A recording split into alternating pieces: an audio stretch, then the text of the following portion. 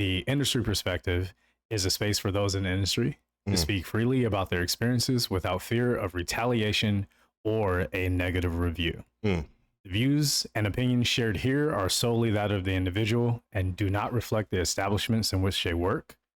With that said, if you feel offended by these jokes, fuck it. We weren't expecting to get tipped by you anyway. The difference between my experience in LA bartending versus New York bartending, because I was faking it till I absolutely didn't make it. In New York, I was just an awful bartender, brand new.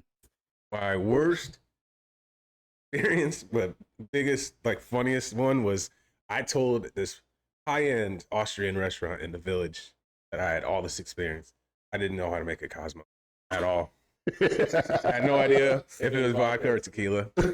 I served it, and it was a small enough restaurant that the woman, I could see her take her sip, and then her send it right back to me. It was not great. It's not great. But anyway, I got a lot of those. That's you live and you learn. Hey, every time. Honestly, I have a similar one with kind of tying into last week. So the meme we had up last week, customer asked for a dry martini, and then the bartender turns and it's like looking at all the liquid ingredients. Is like, I don't know how to tell you this, and that's how I felt. I didn't say this last week, but that's actually what happened to me the first time someone ordered a dry martini. I was like, how do I make it dry? Ow. And I went and turned to another bartender. I was like, they asked for a dry martini. How do I do that? I just asked somebody. I was like, let me ask before I fuck this up. One ingredient. I was the bartender that would just go and I'm like, excuse, yeah, I got you. And then like I go to this like little corner and just like Google everything. Yeah. And like I just would, every time I'll find like a reason to kind of like, oh, let me go check on that food. I'll be right back. And then I would Google the drink every time. I had a coworker that actually was one of the main ones who taught me back in the day.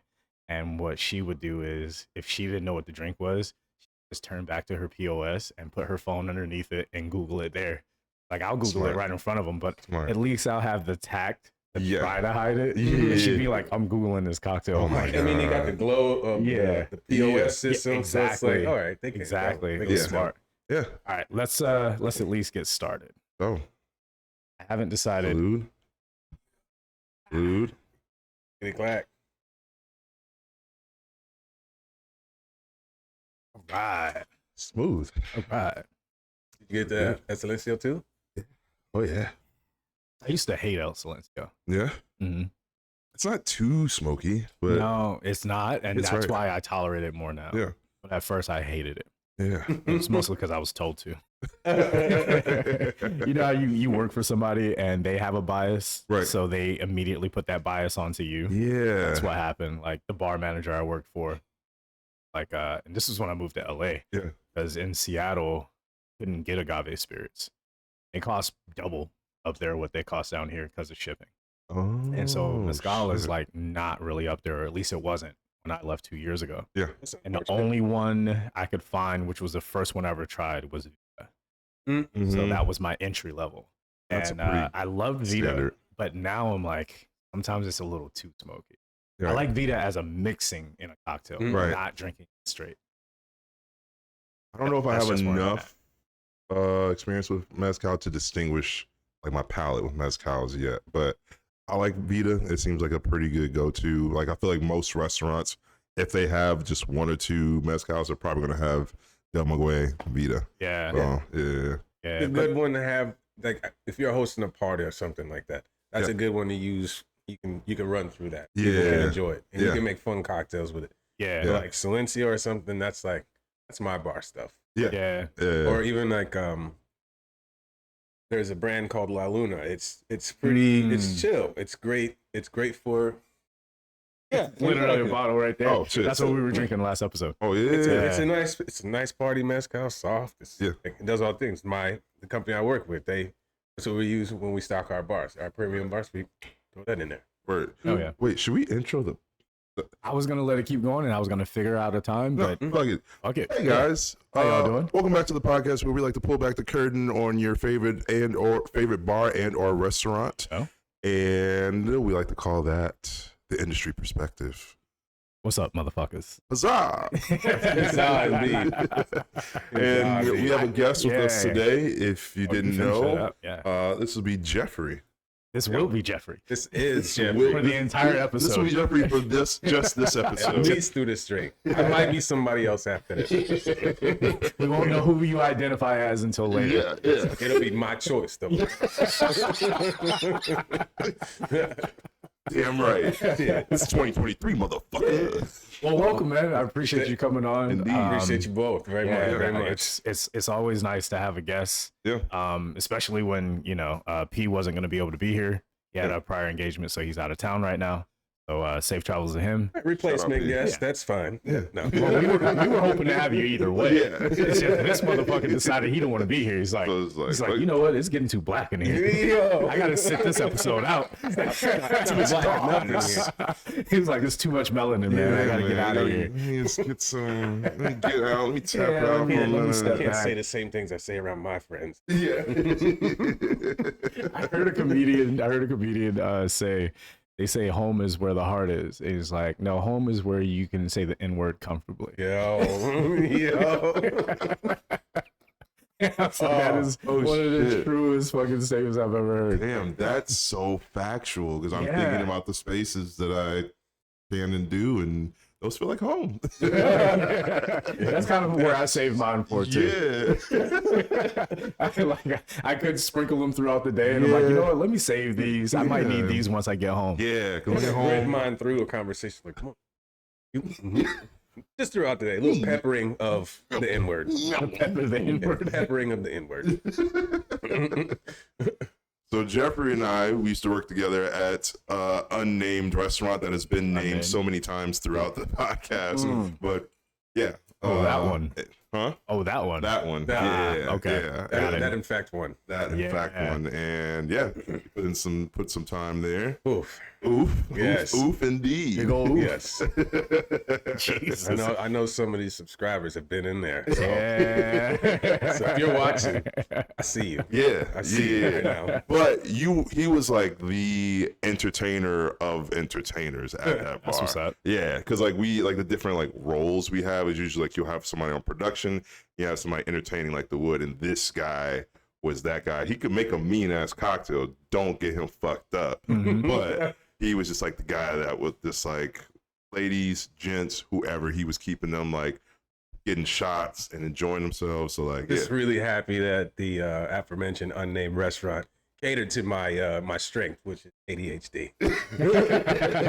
I couldn't sit in one spot for too long, so. Oh yeah, because when you got your production, whoo, this dude would crash and burn. This ain't it. You can't talk to people. So many tickets. I Dog, can't give me the process it. tickets. Like, get me a wine. Yo, man, if you, I know you heard me. I know you heard me. And then by the time I look down again, it's just just like hand over cheese tickets, dog. It was not good. I know my strengths. Yeah. I'm small, intimate conversations. I Yeah. can manage 10 people. Yeah. But like not 10 tickets. 10 tickets. Ooh. Wow. Yeah, man. And I mean, those are two vastly different things, which I don't feel like we've really discussed as much as we should when it comes to the different levels of being a bartender. Yeah.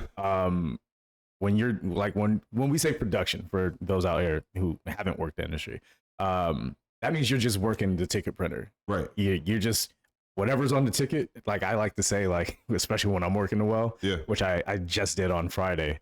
I say, remember, I'm Ron Burgundy when it comes to these tickets. Whatever's on the ticket, that's what I'm going to make. So you better make sure your ticket is correct. Because I don't have time to think. Dog, I'm doing what the ticket says. dog, the amount of times, because I would say one of my strengths is production. Like I can talk to people up to an extent, but like because of other jobs I've had, my feel for small talk is very short. And so, like, once I get to a certain level of small talk, I'm just like, I don't give a fuck about this conversation anymore. But, so I am the person that you want to just put me on the well. I'll bang out tickets all night. Yeah. But I have those servers that come up. And like as soon as they put the ticket in, like, okay, so no, what it says is this, but I didn't really know how to ring this in, what they really want. So can you just make it like this? And I'm like, literally, that's like 5 tickets away from what I'm already making. Yeah. And sure, yeah, I'll remember that. Yeah. Fuck you. You didn't even remember it. How do you expect me to? You had it written down and yet you still forgot. You took and the you're order, verbally telling me about the future. Yeah. What am I supposed to do with this? Yeah. Oh man. Yeah. I will admit, it's not that I have a preference on either one. Yeah. Depending on my mood, I might just want to work production. I might want to work the wood. I don't really care. Yeah. But one thing I will not do is both at the same time. You will not have me working production, dude, and running the wood the entire time, having to talk to all the guests. If you put me on production, you need to talk to the guests. You need to keep them entertained because I can't do both. I can't. I've been there. I've been there. Oh yeah. Speaking of which, like, yeah, that would happen to me this weekend. Actually, really, we didn't really do a catch up. We used to do. We normally open with a catch up. Sorry, we just went right into it. Yeah, which is a good sign, I'll take, because it feels like you've always been here with us. The flow's already there. Yeah, but like that happened to me. Actually, it was on. Was it fucking Sunday? Yeah, yesterday. Oh shit. Yeah, so like I'm on. You look so beat down yesterday, bro. You walked in and like I was coming from somewhere, and it was like some kind of like it had like an island vibe to it. I don't know if it was like Caribbean music or whatever, but I just saw you like doing this, and I was like, oh, he must be in a good mood. I wanted to hit a little bit, but the two guests I was walking past, I had no interaction with them that was positive. You literally walked past so them. I was just like, I don't want them to see me shimmying for you. Oh no, it was a good interaction. I know what it was. It was a good interaction. It was a guy and a girl. The guy was gay. Yeah. He let me know he was gay. Sure. I didn't want to go by shimmying past him to walk up to you because the line of questioning he was asking me when he sat down was he was trying to figure out, can I fuck this purple-haired motherfucker or not? You bullshit motherfucker. Yeah. I don't want to walk past him like shaking my shit. I don't want to give him the wrong idea. Oh, and then walk like a beeline right for another man. Yeah. Like, word, you dance for him, but you won't dance for me. I couldn't have your number. Couldn't have it. I couldn't have it. because both of them were asking like, oh, how old are you? Or and then he was like, do you have any kids? I was like, that's her line. Yeah. Excuse me, sir. That's her line. Wow. We gotta know all the things. And so I was just playing it down the middle. I'm like, I'm not trying to talk to either one of you. Yeah. What can I give you to drink? Yeah. You know what I mean? Because I was like, I don't want to feed into this too much. That wasn't yo shimmy. that was someone else's. That's my shimmy for my friend over there. Yeah. Oh my God. So that's why I did like a little half shimmy and then walked right over. I saw that. I did like a half shimmy. I was like, nope. That was walk right up to, hey man, how you doing? How you doing? With the handshake. Welcome. Got it. Welcome to our house. Order something. Yeah. But sorry, man. When you were saying like, what happened to you yesterday? So like I was on main production, but something happened where like I don't know. I feel like somebody had lost a card. They were looking for a card or something. Can you do me a favor and turn it that way? Yeah, there we go. Wow. Which I can hear you, but just in case in post. Oh, good. All good. Hello. We're back. I think because of the way you hold the microphone, you're good either way. Okay. But I just want to. I fucked up so badly last week. I got you. I got you. I want to make sure we getting it all. Yeah. So I'm on main production, and like there's 2 people on the wood too, on the bigger side over there. But someone had kind of, I guess, misplaced a card. They were trying to find a card, and for some reason, they felt like they needed both of them to be trying to look for this card. And in my head, I'm like, one of y'all look for the card, the other person continue serving the guests. Yes. But they both just were so occupied with that. Literally, I saw 2 people sit down and like they gave them menus, no waters, no nothing. And I'm just like, I'm like 4 tickets deep, but like I was like, all right, cool. I calculated I can probably step off for a couple minutes, take care of them and get back. But of course, these are the people that you had to walk them through the menu like all that. And I'm just like, yeah. So like that whole 2 time of like production, but then also working the wood when I know I got people that should be doing it, but like they're preoccupied with other stuff, and I'm just like, yo, just one of y'all handle one issue while the other one. That's the point of having 2 y'all over there, right? Not 2 people doing one person's job. But I'm really happy that I earned the persona of being not the person you want to ask to help you with shit. Because I know if you would have came up on my black ass at production while I'm busy, you would have caught one of these. Yeah, I'd have been right back to my shit. It's like you got the wrong one on the wrong day. The perfect timing. Yeah. One of my favorite things when someone's being introduced as a new hire and they're like, "Oh, this is Fernando," I immediately be like, "Don't ask me for shit." Learn. Just right out the gate, I give them something negative about me. Hold on to that. Hold on to that. Because no matter how nice I am to you from here on out, just remember what I said to you. Remember my first words. Yo, the amount of references to Mad TV we're going to have today. It's already started. Phenomenal. Already started. Yeah, I love it. I think we're 3 in. Yeah. Oh, shit. Yeah, that's crazy. Wait, so speaking of Mad TV, I still love that Bon Qui Qui is like so highly regarded because now that I've been in the industry for so long, I understand that attitude. You know where Bon Qui Qui was coming from. Yeah. Like just tell me your order. Yeah. Like the one where she's like, "Nah, I'll get to you. I'm talking to him." Oh my god. Like that kind of shit. Ice cream. I got to put the cookies in. You sure you just want you don't want a Coke? Like little shit like that. Yeah. God, all right. Anyway, fine. But I'll get back to you. Sometimes it's kind of endearing to see someone so bad at service. Like, how are you still here? Yeah. And how bad down is this place for bodies? Or who are you fucking? Yeah, or that part. Yeah. Who are you fucking that somebody hurt you today? Yeah. You brought all that shit from outside in here today. Oh, man. You know what? I didn't originally want to talk about this, but I have no choice. I know you said that we couldn't, but I'm going to do it anyway. Okay. I'm going to do it anyway because it does have a happy ending. Roll with it. You weren't there for the end of it. Okay.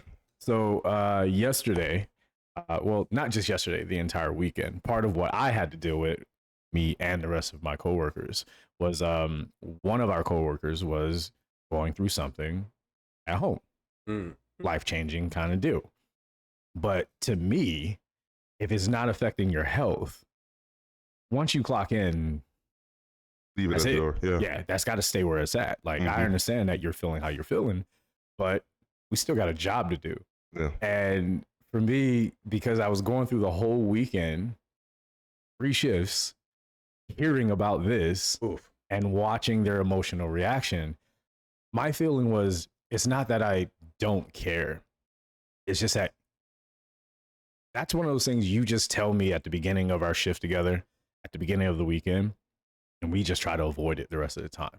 We still have a job to do. Yeah. But it just kept being about that thing. Yeah. And you were talking about how, because this person is female, and we were talking about the different dynamics between how men can't leave. You can't bring home to work, especially when you're black, because as I said jokingly, but it is true. I was like, I can't bring home with me to work because if I get upset, I become labeled as an angry black man. Yeah. So that's why I try to keep everything as even keeled as possible. Yeah. So my thing was, I didn't want them to be like, "Oh, get over it. Like, fuck that. It doesn't matter." I said honestly, a couple days ago, I was like, okay, feel it. Understand that you're feeling it and go through those emotions and go through it. But like, you still have to get a life to live. Also, you still got to work. Yeah. And don't let whatever you're going through at home affect your money, because that means it's also affecting mine. I've gotten that simplified down to, I'll go through that with you later if you leave it at the door right now. Yeah. Like, you and I can go drink this out. We'll cry it out later. We'll breathe it in and we'll thug it out. But while you're here, we're here. Yeah. So I'll go through it with you later if you be here with me now. Exactly.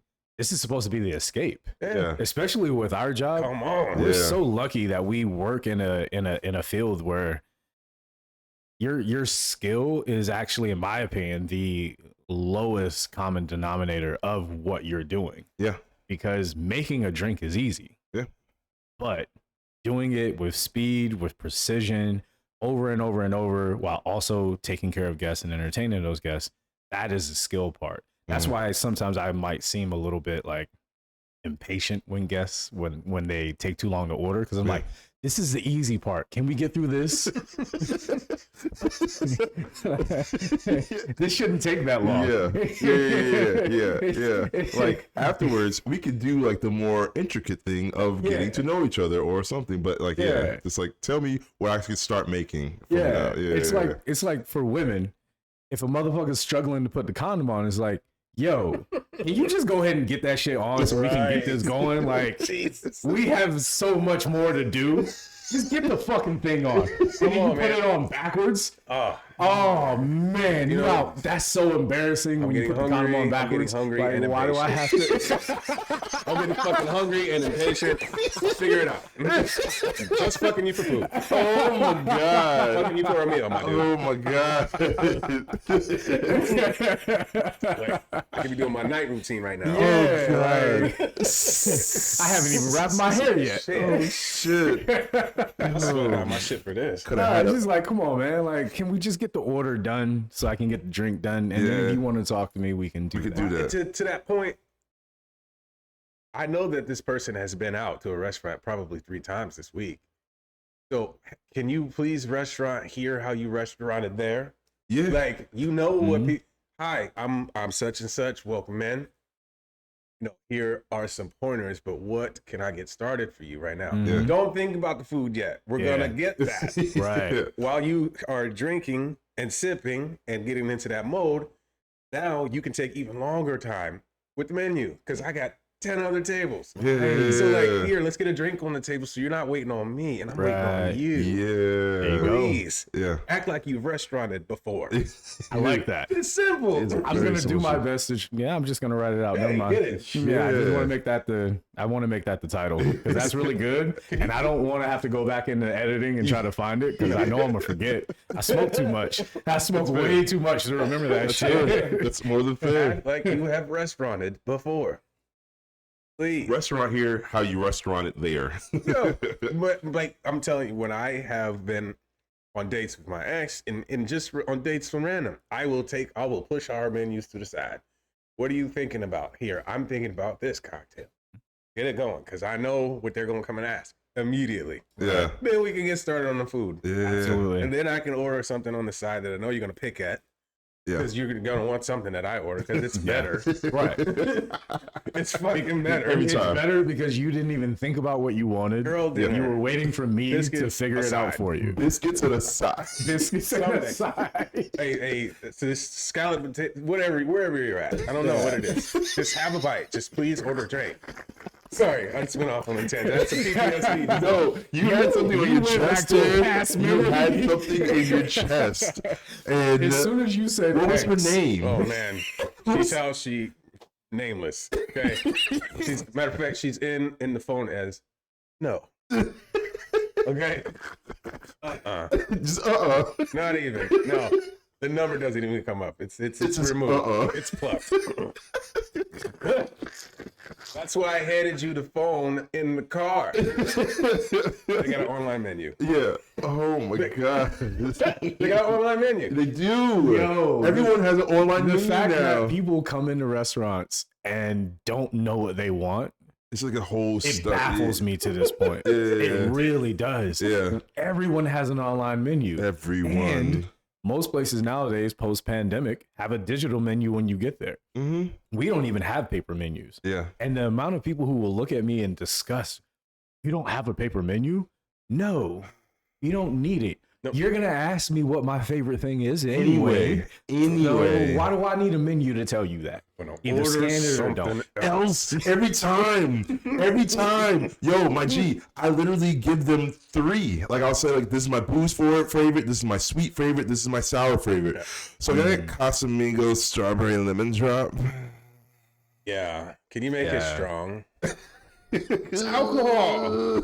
It is strong. The other option was juice.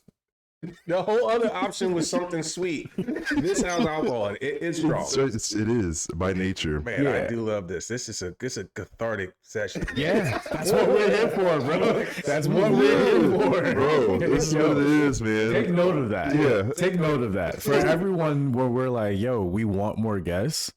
We want more guests. Yeah. This isn't just for us three to talk about what bothers us. Yeah. We're not that kind of podcast.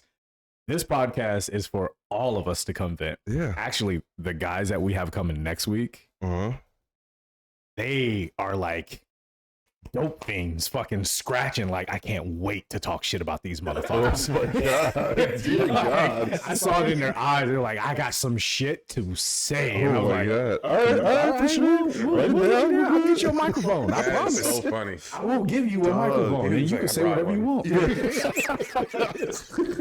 ready. I've been plugging up already. I've been recording this entire conversation. I'm ready to go. How do I need to send this to you for editing? my Do you God. take MP4? Shit, dude. Yeah, no, real shit. Around the table, one quick thing. Yeah. Each of you. So, like, Well, I want to get to your story, how you got to the industry, but go ahead, do your thing first. Okay. Do your thing first. So, like, I have to step away from this bar, or I'm gonna pour this drink on a guest moment. Have you had one of those? While you take a second, I actually have one queued up. Because that same aforementioned Let me restaurant. start. I did research. I came with. Oh In man. case you need inspiration, Just started. I'm there. I'm here to inspire. Oh, Go ahead, man. please. Go for it. I watched this. This is our. Okay, who is that? Mhm. I watched this group make me literally run around the restaurant for different things for them. I mean, like, I would bring a ketchup. I come back, they would ask for another ketchup. Then I would come back and they were like, well, you know what? The steak's not how I want it. It's half eaten. So there was something good about it. And it also took an hour to get here. Because I know you. Then. Like, okay, you know what? This is what you do. This is part of the service industry. You serve. Yeah. Different people, different day. Absolutely. Can't judge them. It's they or them. I can't be mad at them. They're here helping me make money. Yeah. $394.87. I remembered the centage. Jesus Christ. They left $1.03. Rounded out to make it nice and even. That's all the bills. When I tell you, I'm telling you, I almost took. Remember that scene in Beer Fest where he takes a bite out of the glass and he's chewing the glass in front of him while he stares at him? I wanted to do that and come across the $1.03 to make it an even, just that even number. Oh, we're good here. I'm like, we're not. We're not. Like, we're not. I was tight. Had to walk out. Told him I told whoever was on management, I'm like, I need a breather. You need to cover. Because they bartended too. So I'm like, give me a second because I'm about to flip.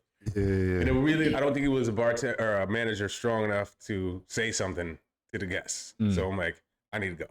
Yeah. Because it was bad. $1.03. They were there for like 2.5 hours. I was so mad. Yeah.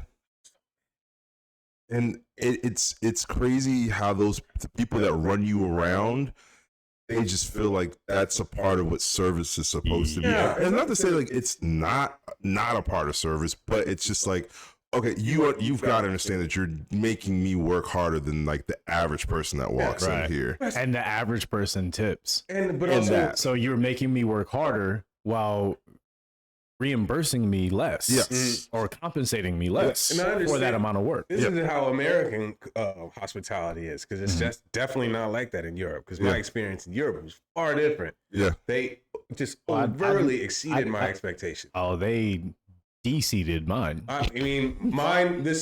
I had a good experience because I went out with some people who knew what they were doing. So it wasn't just me out at my own. But anyway, I digress. That was my I'm about to come across the bar moment. $1.03. Yeah. About to get it tattooed under my eye. I swear to God, $1.03. I feel that. Oh shit! I feel every piece of it. I feel every piece of it. No, when he just said like the whole dollar amount with the centage. Oh, I was like, oh, that burned. Yeah, that burned a memory in you. Yeah, because I was about to round up to the nearest dollar. I was done. Oh my God! Yeah, I had to tell somebody. Yeah. So I'm trying to think. I don't know if it was.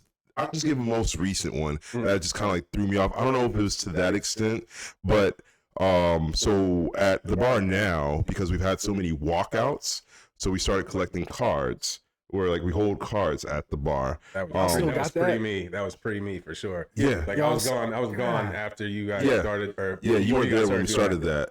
Yeah. So people get a little upset with us because we asked for a card now, and we're just like explaining like, hey guys, we've had a lot of walkouts. This is kind of like the deal right now. Yeah. Sorry if it's an inconvenience, but here's the thing: we have people that still will give us a card and will still walk out when leave that card and then cancel that card. Mm-hmm. So it's like there's a whole strategy behind it now where like they still, oh, that's your game now? Cool. We're going to up our game, give you a card and that doesn't even either work or we'll cancel it and then still walk out so we don't have to pay. I'm just like, that's crazy strategy. You don't scan it first. Yeah. It's just like, oh, you walked out. All right, well, we're going to like, and like, oh shit, this doesn't work.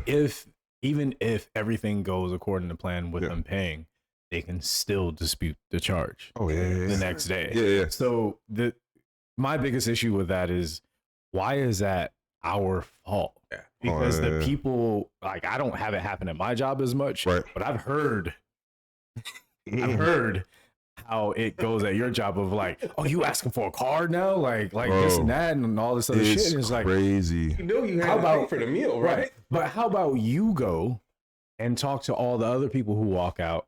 Or how about you start making some social media posts saying, hey, can y'all stop stealing from these restaurants so I don't have to give them a card every time? Very simple. Y'all let them fuck us over. Yeah. And then when we institute something to protect ourselves, it's our fault. Yeah. But where do you think that money goes? Yeah. Like, if the business has to pay for food and drink that were consumed but not paid for, that is a negative. Yeah. And if you have enough of a negative, guess what? That restaurant you love to steal from no longer exists. Yeah. So who are you winning? What are you winning against? There's nothing. So that's just the context setting up the story. So three gentlemen walk in, they sit at the bar, and I noticed so I'm from the DC, Maryland area, so I know the DC accent when I hear it. I heard it and I was like, oh shit, yo, you're from DC. And he was like, yeah, you said that last time. And I was like, oh, so you remember me. All right, cool. Damn. I was trying to build rapport. Thought I was being a bartender. Maybe I'm a dummy. All right, cool. Never mind. What do you want, sir? Get back in my house, man. I didn't catch you on the street. I thought I was just establishing like, oh man, we're from the DMV, like da. And he's like, yeah, man, yeah, we had that conversation last. All right, for sure. What do you want? Cool. So moving on. So I take. Yeah, and then we get to the end of like, all right, cool. So can I start a tab for that? And like, my thing is, can I start a tab? So I do this to indicate I need a card. He was like, oh, I don't have a card. I'll just pay out. All right, cool, whatever. So I'll take other things by the time I get his drink. All right, so we're paying out right now. Cool. He puts the cash down. It was like $63.89, and he gives me $64. And he says something under his breath like, I mean, I was going to tip, and then I saw how much it was. And all that. I was like, wait, what? And I was going to tip. Yeah. Until I saw how much it was. Right. He's basically, your tip would have been included, but then like the actual price of the items I ordered cut into your tip. And I was like, all right, I don't know what to do with that information, bro, but like, cool and sweet. Like, I don't know what to do with that. And then when I said, I was like, look, man, do you? And then he said, well, I'll tip you on the back end when I order more. I was like, oh, you're gonna order more? Do you just want to start a tab then? Like, if you don't have a card, we could just take an ID or something, just something to hold on to. He's like, well, I didn't bring an ID either. And I was like. And this is at the point I'm honestly not even like trying to clown him. I'm just again building rapport, being jovial. Like, man, what do you mean? You come to a bar, you don't even bring like an ID or something? He's like, look, man, we came from some other stuff before we even got here. I don't need you telling me all this miscellaneous stuff about what I should have done. Bro, and I was just like, one, sir, you learned the word miscellaneous yesterday. That word That was dog. That word costs more than his life. Bro, he brought that word out, and I was just like, you struggled through that word. I think you may have used it right. You may have, but you just learned it, and you're trying to use it. Like, that was your word of the day. Like, you had to use that in the sentence 5 times a day. I know, it's cool, it's fine. But he said that to me, and I was just kind of like, all right, man, whatever, bro. I'm just, right? Yeah, like, this is like the 3rd time where I'm trying to just like be. And this is why I stay on fucking production. This is the reason I stay on production, because of shit like that. And then immediately after that, him and his homies be like, you know what? And then they go into the front desk and demand to get a table to move from the bar before their food even comes out. So now when their food comes out, we got to chase them to figure out where their table is and all that bullshit. And then it's just like, and then like my homie came up to me and was like, yo, did they come from the bar? I was like, yeah. I feel like they kind of got mad at me, or somebody was like, yeah, they look like trouble. You know, it's just like, possibly. Man. But yeah, so I didn't want to chew glass necessarily that, but that was just like my trouble people of the weekend. Give it to me. Yeah. I don't have any specific stories like that come to mind, although I know I have them. Yeah. It's just after a while, you just kind of like, it all blurs together. I will say though, to make it a little bit more jovial, I will share a story that happened recently. It's one of the things I don't know if I added it to our notes, to our main notes, Sure. but it's something I've been wanting to actually tell you. But now that you're here, it's even better. So a couple weeks ago, it was on the weekend. But that's the only time I work. Yeah. But it was on the weekend, and we had already switched from you can sit at the bar to you can no longer sit at the bar.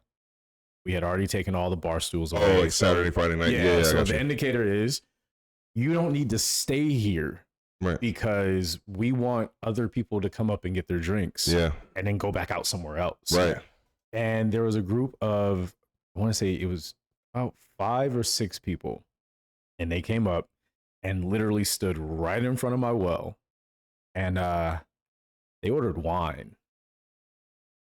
Oh, so they're standing and sipping. They ordered wine, all of them. I had to hunt down the bottles because they wanted the one wine that I only had a half a bottle of. Because we don't, so my bar, we don't sell a lot of wine. No. Right? We really don't. Like, we sell some, but we don't sell a lot. Yeah. Especially on the weekends. 1 glass, maybe 2, something like that. Right. But this is like, they came in like 5, 6 deep.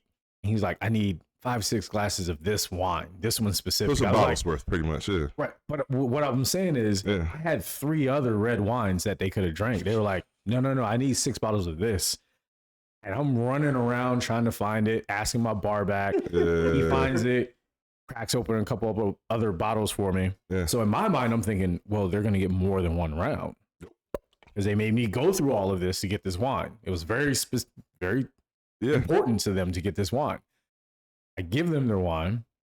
They all just turn back around and start huddling up and talking amongst themselves. And they stood in front of my well for over an hour. No fucking way. I kept checking glass? With one glass. I kept checking the clock because I was like, why are you standing directly in front of my service area to be able to? This is the easiest place for me to service guests. Yeah. Now I have to go around you, and so does everyone else who's trying to order. And there's like 6 of you. Were they foreign? And they were all over 6 foot. Were they foreign? Nah. No way. Nah. I could see like foreigners just not being like kind of observant of like no, sir. Wow. Sir. Oh, okay, sir. we're here. No. Sir. No way. Yes. Every time you see an article on and you see the crime and then you're like, please don't be black. Please don't be black. I'm like, man, that was the part that angered me the most. I was like, we're supposed to be together in this. Right. Yeah. Y'all are making my job harder. Make me. And like I said, it has a happy ending. Okay. So after about an hour or so of them standing in front of my well, and I'm just like, why won't they move away? Because at this point, the wine glasses are already gone. Yeah. They're no longer chilling. drinking. They're just standing in front of my well. So someone asked me for like, I don't remember what it was, but Yeah. they asked me for a couple of drinks, but they also asked for a glass of water, which, you know, we have water stations, but if you ask for something that you're paying for and you ask for water, I'll gladly get it for you. Sure. Because Yeah. you're paying me. I'm not gonna be like, well, give me your money, but the water's over Go there. walk over there. Yeah. Fuck that. No. But if you walk up and just say, I want some water, I'm like, Go over there. one of those Yeah. one of those areas. So so I'm making the drinks, and then when I get to the water, I pick up the soda gun, and I guess the nozzle wasn't still connected. So the nozzle was still stuck in the like, grommet. Yep. And when I picked it up and I went to spray, I just sprayed Read water. everybody. Like stay scattered. But they weren't looking at me. All of them had their backs to me for the longest time. So they got sprayed, and I just went back and like put the nozzle back on and went back to spray. And they turned around. They're like that. Yeah, no. And then they all looked at me, and then they looked at each other, and then they just left the venue. And I was like, oh, that's all I had to do. I would have sprayed you bitches an hour ago. Like, are you kidding me? Listen, That's all it I know took. we have a bad history with being fire hoses and everything, but they deserved it. It was very low pressure. It was very low pressure because I know get what out of we've this all been diner. through. I know what we've out all of been this through diner. as a people. This is, you just make them a sit-in. They were sit-ins. You need to get out this diner. No, they were stand-ins. That was worse. Stand-ins? They were Well, stand-ins. there's an actor strike going on right I'm now not for serving you. stand-ins. So This was maybe- before that. Oh, this was before that. the strike. Okay. They can't even associate with that. That's This was like a week crazy. or two before the strike, man. Wow. Yeah. Wow. Sometimes I take it there. You take it there all the time. Wait a minute. Always So, and only. Jeff, Yeah, always and only. how did you find your way into the service industry? Holy shit, we're a half an hour in and we're just not getting to that. I know. We're having so much fun. It's crazy. So I'll Tarantino it. Okay. So I'm gonna You tell gonna say you. nigga a lot? Oh, I mean, yeah. You already want does. to remember- I mean, here, we've established that. Yeah, that's fair. That's fair. No, but He's the it's Samuel L. Jackson of bartenders. right? I mean, hell, I personally got into it because one, I thought easy money, easy money, easy Yep. money. However, I did also I was a dancer in New York for 8 years, and On Broadway, yeah? I have been off Broadway. Well, I mean, yeah, off Broadway. Okay. I danced with A-Lee for a very short time. Very short You time. say off Broadway, Yeah. What do you mean? and that's what I'm asking you. Oh, What do you mean Yeah, off explain Broadway? like on Broadway, off Like, Broadway. were you So, standing I mean, next to like- Broadway and you were just like, I mean, well, off Broadway just means like you have the skills, but you're not in like Lion Not King. there. You're So, like, not in there's the big shows things. that Not even the- not there, but like you have the skills, but there are smaller shows. Yeah. theaters off off Broadway. no, So, that's yeah. what I meant by not there. Like, Yeah. you have the skill, you're not there. You're not at that part. But like, That You is haven't could made be. political connections to make it Right. to you being in fucking I don't know what's the bigger shows like Wicked or or Lion King. Lion King. Yeah. So like Yeah. big shows like that Chicago, things like that are on Broadway. So those are big productions. Mm-hmm. I was in 2 small theater companies, and I was also working at Equinox at the time, and I needed fast money, not every 2 weeks money, because I needed to be paying for yeah. lessons and shoes and Yeah. train fare, and I have to buy that outfit myself for this because you don't have the budget for Yeah. it. Right. And I got into a serving initially. Well, actually, it was a food runner. Then I got bumped up to serving, and I'm like, ooh, I don't like this either. Not that I don't like it. I like the service part of it, but it's just the running around and the tap dancing for people. I saw the bartenders. They came in at different times. They slanged their drinks. They had a lot more fun.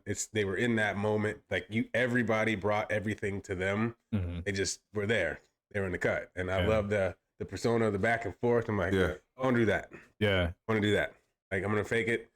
I'm gonna do what I can. I got my job as that food runner, lying about my job next door, which I never had. Which they could have easily walked over. and Yeah. checked. Ain't nobody going That over was where there. we drank after we got off work, so they all knew him, and I lied about 2 years on my resume. Damn. You have to. Yeah. No, Like, that's the only way you start. like you can't. For definitely- anybody yeah. watching that's like hiring, nobody has 2 years. Nobody does. They're Nobody. all No. lying to you. Yes. Okay. Yeah. Yeah. Unless you see some salt, pepper, and you see if they got an attitude, some If- dark if they- circles, if they they say got they- the time in. If they say they got 4 or 5 years, they might have 2 years. Right. Yeah. But if they Maybe. say they have 2 years, They don't even have 2 I was weeks. gonna say They are learning on the job. Let's be be real. prepared. like this is my thesis paper. This is my application. Like, please hire me. Yeah. So anyway, cut to I wanted to do the bartending, so I started also fabricating that information.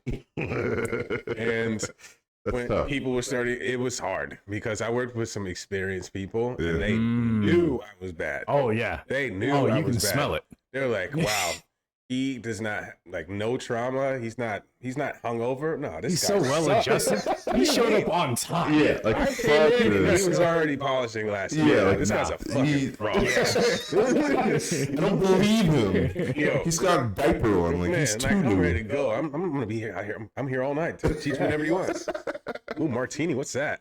And just like you said, I got into it, and then I worked for better and better places. Yeah. And then I saw the difference in what showing up looked like, and like learning what these things are, and like I mean, it was a fast track learning how to properly crack tableside lobster, doing the tableside Caesars, doing proper wine presentation. Like it started to just grow and grow and grow, and I saw the response, and then I saw the difference in the money, and then when I sprinkled the personality on it, and like, wow, I actually really love this. Yeah. So and then I got one of my first large events in New York was at the what is that?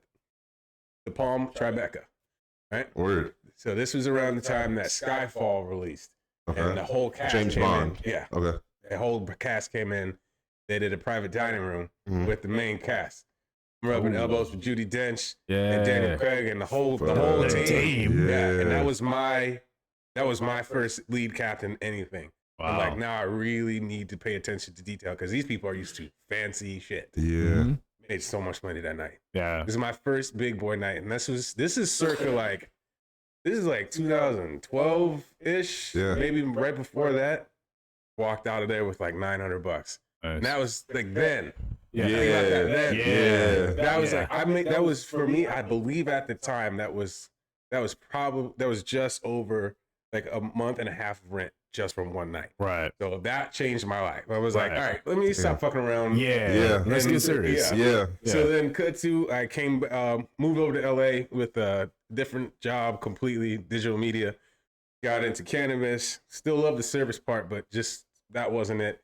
Then started working. I opened aforementioned restaurant, Mhm. and I was original training, original all of it. So They spent a month training It was to wild. open that fucking it was restaurant. crazy. It was I crazy. heard about that shit. That shit was That's pretty standard for Yeah. a place like that. that is nuts. We just had to get used to this one. We're the biggest. I mean, I don't know if it was. Keep saying that place was. You're still in the cult, bro. Man, You're still in the I gotta- fucking I gotta cult. find out where to hit this chip. Rip it out, man.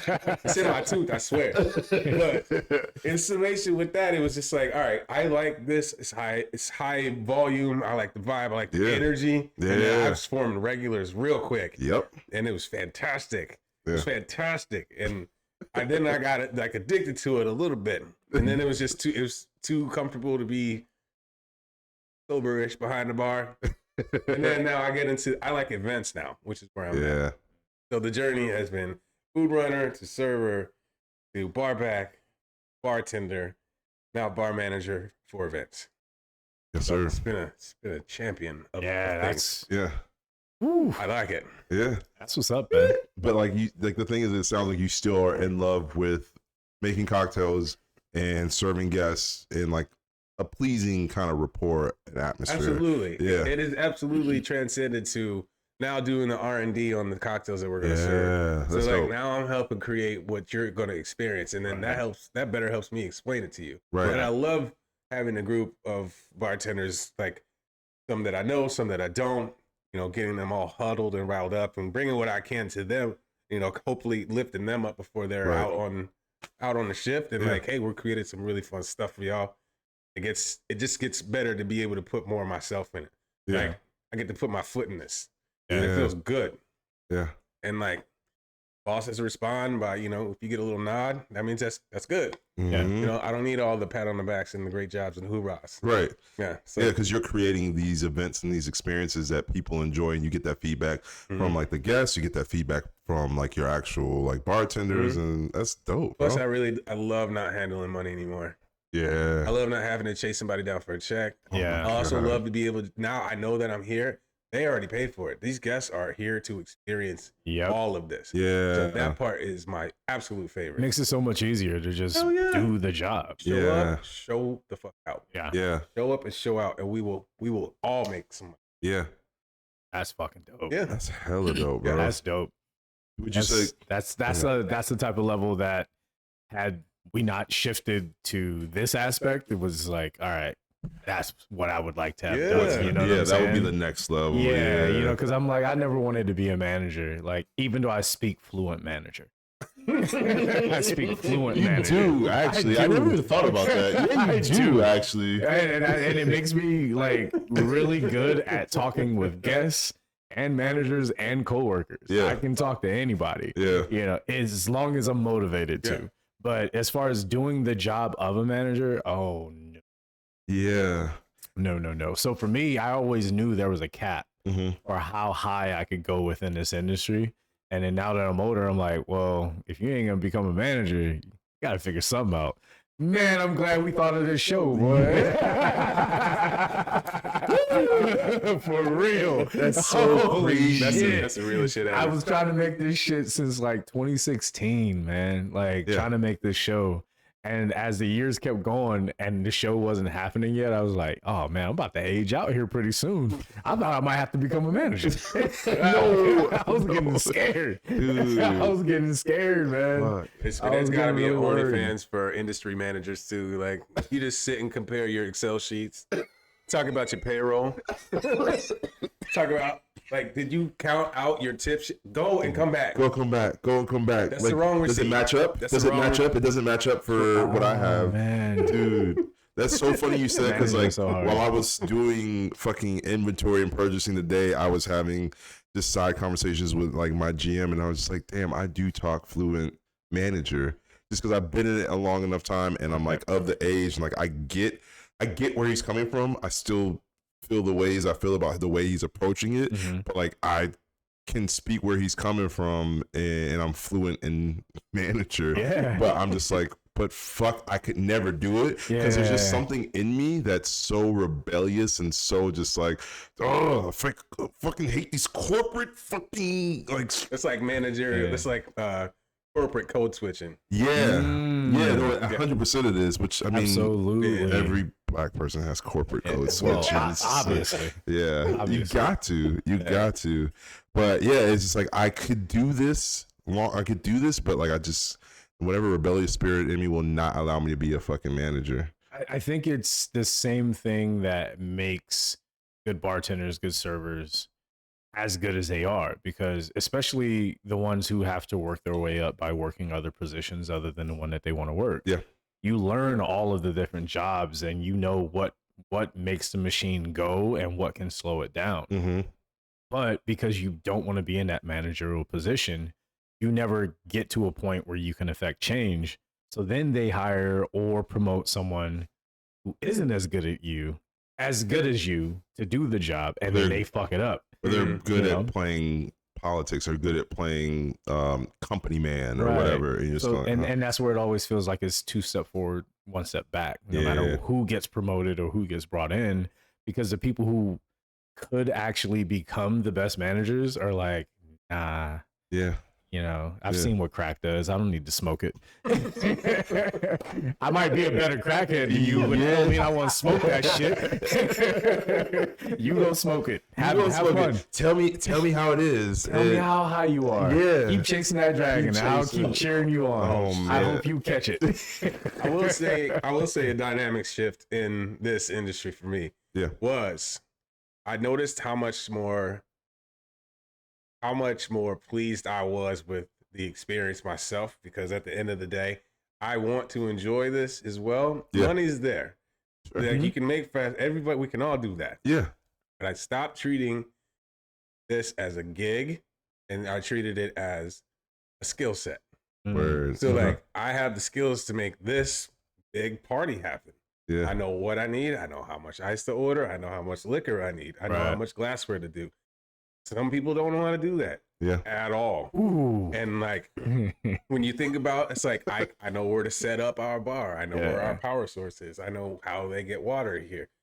I know how to stack bricks.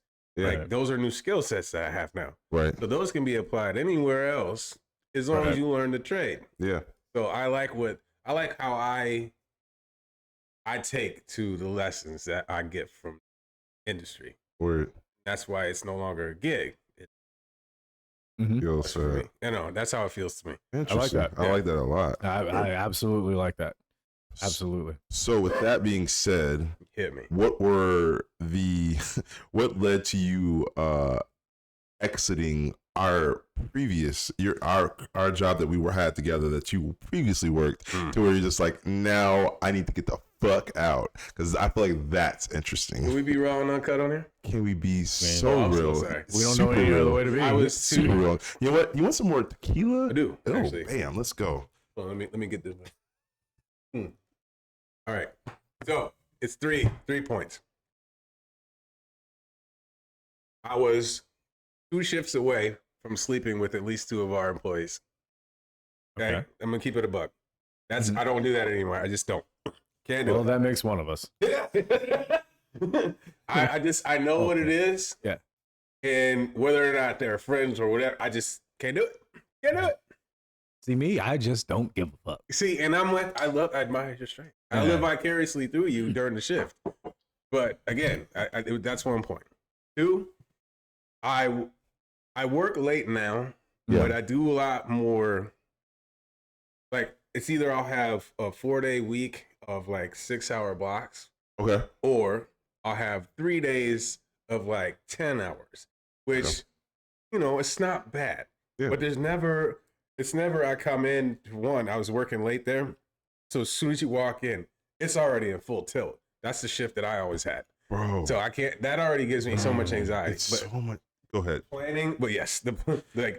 Sorry, I can hear it. I can fucking hear it. You come in and you set up, and then you open the door. That's one thing. Okay, just like a quick side note, because the thing is, like, because I know, specifically Sundays. I don't know, it's something about Sundays because I used to have Sundays off from all of my jobs because I knew that was a day I just need to reset and just be clear of all jobs and responsibilities. Just give me that day to kick with friends or just sit in my fucking house and do fucking nothing. Draw the shades. Yes. And then at a certain point, they like pull me back in. It's like, all right, we're going to have you not only come in on Sundays, but you're going to be bar captain, which is like you come. Yeah, I know.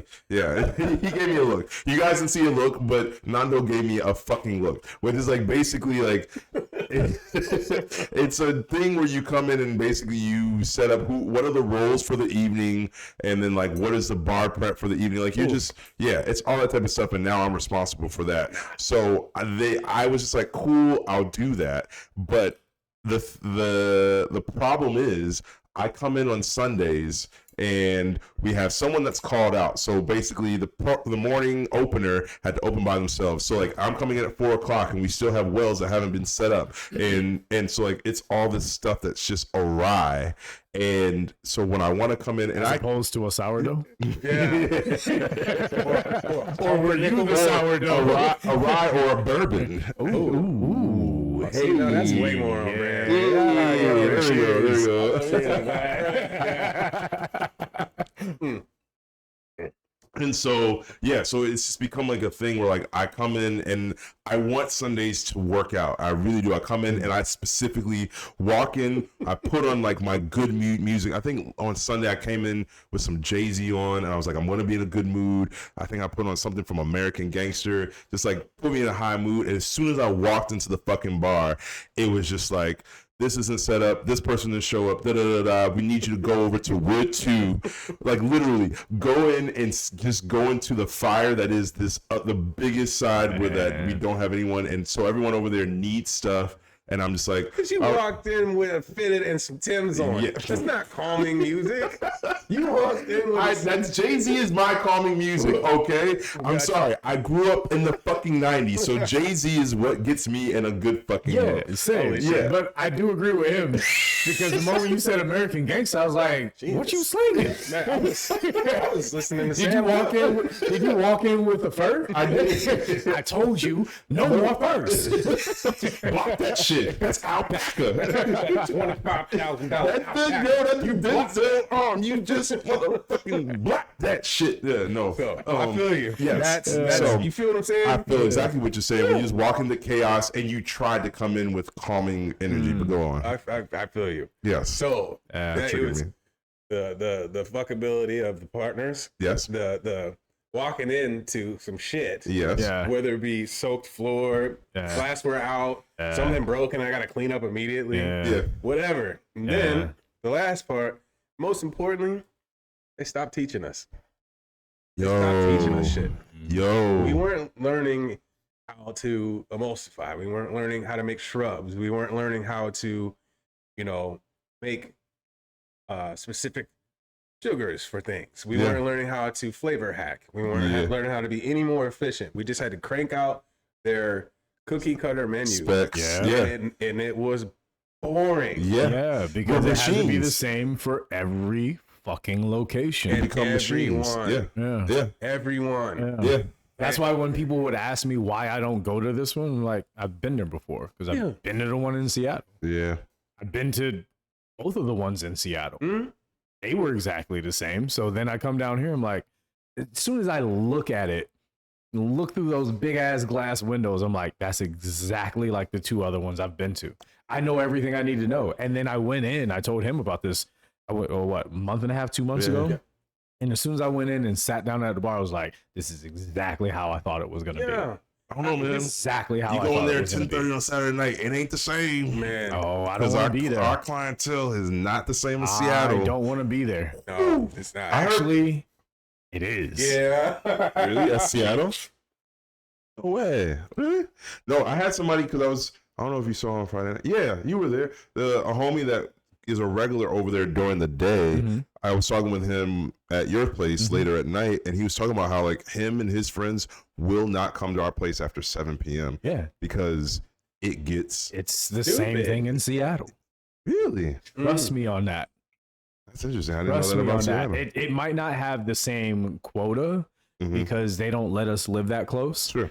But it's still the same vibe after a certain amount of time. Because it's like, who else is ordering ribeyes at 11:30? It's not just who else, is because what I've noticed with I'm just saying, bro. But I'm just saying. What I've also noticed with that particular chain is that all common sense just kind of goes out of the window once people walk in. Yeah. You know what I mean? It just becomes about, whatever. And that's what I don't like about it. And that's why you have the same vibe, whether it be over there, over here, it doesn't fucking matter. Yeah. After a certain point, it becomes about status.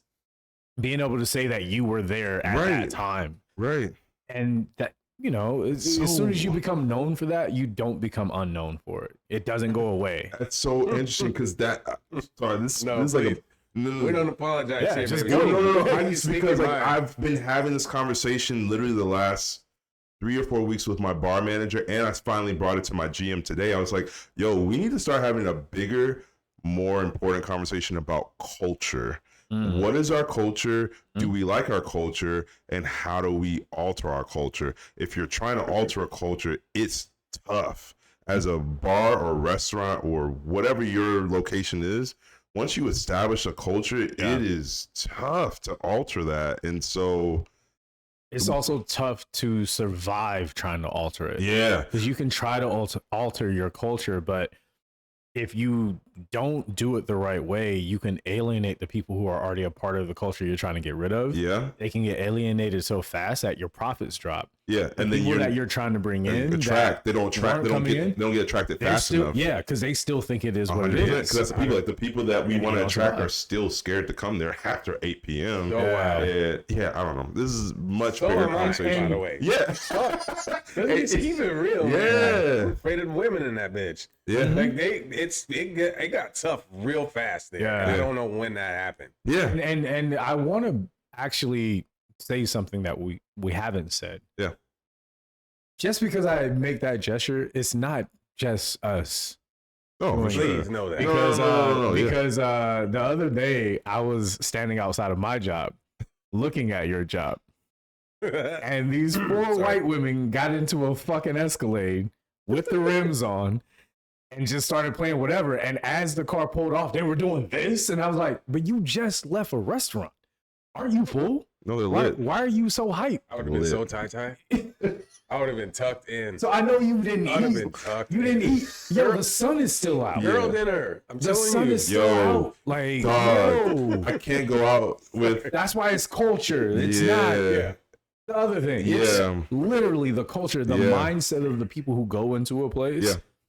Once that gets established, I made that comment to you. I can't say it the same way because I don't want to get canceled as much as we joke about Not it. yet. Give us 2 years. We'll get canceled. Yeah, I a will year or be your two. cancelable guest. Okay, you keep it going. I will absorb all that heat. Just send me a text. I'll say it out loud. No, I'm joking. I'm joking. No, I told him, I was like, the only way you can like change the culture of a place is you got to fumigate it or you got to close it. There are only two ways. Yeah. You know, like It's period. tough to change it while it's still open. Yeah, it's tough. It's a much bigger conversation, but yeah. So it's just interesting to like you brought that up because I was like, that's a conversation I literally had with the GM today, and I've been talking about it with the bar manager for a minute. But like while I was doing purchasing today, I started talking about it with the GM, and I was like, bro, like if you guys want something to change, like we got to figure it out. Get back to the training. Yeah. Get back to your training. Yeah. It's weeks. I'm telling you, the difference that we had with that opening was like it was boot camp. That's what I heard. Now they're just like, here's your trainer, bro. And they're gonna teach you how to. They also fuck up too. No, because I remember hearing about. Sorry to cut you off, but I remember when a server at that restaurant would go from server to bartender. It was like you had to be a server and a solid, strong server for like a year. Yep, like you had to really earn that spot to be a bartender. And then now, I mean, like even when while you were there, I've seen someone go from an SA, which is the same as like a busser, so a busser to a server to a bartender in like a month. And I was just like, it happened so quick. You got no sales records. You have no rapport with guests. Yeah. You were you're polishing. You're doing things. Respect. Yeah, no, it's all respect, and you probably were top at that, but you were good at what you were doing. But it's just like you don't have that respect. Just give me 90 days. Give me 3 months at where your entry level position. Cool. You upgrade, you get a chance, you get another trial period, and then hey, all right, we're gonna try you some shifts. Okay, you messed that up. Go back to the serving, get a little bit more down, come back. There's levels to this. Yeah. That's why I get in my head about like just like you said, fast tracking like that. It makes me insane because I got a resume for you. I lied on a little bit of it, but the rest of it I earned. Yeah. Like, you were not there. Yeah. Right. Before this year, pay no attention. After this year, it's all factual. Thank God. Trust me. I got receipts for the rest of this. Yeah. These 2 years, it's so long ago, I can't find the receipts. These dates right here predate iPhone, so like they don't even exist. But that's what it's like when you're saying like, yo, if you got some salt and pepper in your hair and your beard, like, yo, respect that. Like that person's probably a real fucking bartender or something. True. Like, he probably does Absolutely some shit. true. Yeah. How about you, friend? I want to redirect this a little bit. I want to soften the lights up. Okay. Yeah. So, how many times have you almost risked it all for a guest that came in? See, look at him. That goofy ass smile. He's like, man, fuck this job. 2 days ago. 2 days ago, bro. I'm not even gonna lie. I'm not gonna lie. Yo, I still remember her name. I ain't even gonna say it, but I remember her name. I did this one. I don't know if anybody else has done this, but this is my move. This is my move. I'm gonna put y'all up on some game. If you really want to be impressive, when she comes up and she comes to pay and she hands you the card, you go and just repeat the first name back to him, and just give him a look like, yeah, that's a good name. Immediate positive reinforcement, oh, you look like a whoever. Oh my god! It's just like, you're right, I do. Absolutely. It's like, bro, you haven't had that name for 32 years. Of course you do. Like, the fuck? Oh my god. The simplest shit, but it works. I will say this, but I did have one thing to say about our last topic before moving on from that completely. So for this one, as I said the other day, I'm sitting here, I'm working, whatever. These 3 women come in, they come up to the bar and they order. And one of them, I was just like, goddamn. And her friend ordered. And I was like, okay, cool. I mean, all of y'all are fine. But you know how it is where everyone's fine, but you're like, I'm zeroing you. It's like when you're a kid and you're like, oh, that's my car. That's not your car. It ain't never been your car. It's never going to be your car. But you wish you could drive it. Why is there no R on that word? Leave me alone. Because there ain't no car. All right, North Carolina. I was about to say, there's some words that I cannot say the right way. I love it. Yo, I love it. Yo. Why ain't got no R's on them? There's no R's in that car. But no, so I take care of the order, this and that, and they go off. I see them sitting at the table, and I see all the guys go up trying to talk to each one of them and this and that. And there was the one that I wanted to talk to. And when she comes back up to the bar, she comes alone, which we all know is like, it doesn't mean that she wants to talk to you, but there's an opening. She didn't bring backup. She separated herself. Yes. Right. So I was like, oh, how's this going to go? But once she gets up to the bar, everybody else starts trying to talk to her. Everybody else.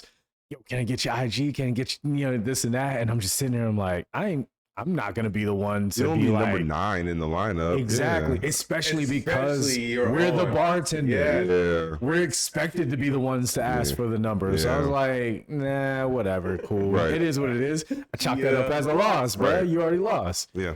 So, but the thing is in between whenever anyone else would be talking to her, her focus would immediately come back to me. So I was like, at the very least, I need to know her name.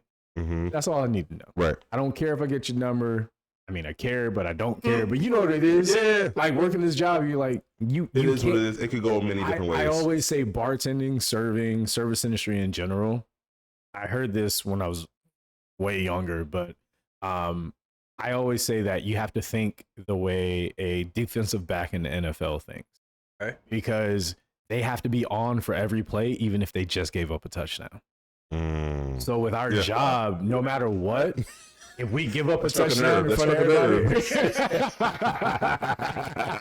that's fucking nerd. All right, here we go. But you got right. You got to get back in there, bro. Because if you don't get right, you're gonna give up another one. Absolutely. You caught that one, but you ain't catching the next one. And then they catch the next one. It's like, all right, you caught those 2, but you ain't catching the third. You have to have that mentality. Yeah. So that's wild. In my mind, I was looking at it like, all right, whatever it is, what it is. And then when she gave me her car, I was just like, oh, that's your name?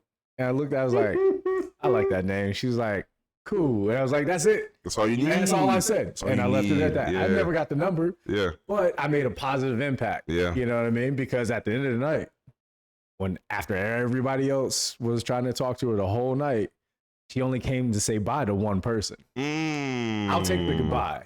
Because it doesn't matter if I get to see you again. I made a positive impact. Which is what you want to do with every guest. Yes. But especially one that's fine as fuck and might come back. Yeah. I want to make sure I made an impression. You want to say about Yeah. I like working in a place that people get that dolled up to go to. Mm-hmm. Like, you didn't make that effort for me, but you did. But you did. Because you made it for you. Yeah. And as long as you're happy, I'm happy. Yeah. As long as you feel like you look good to me too. So technically, you kind of did it for me. You wanted my attention and now you got it, baby girl.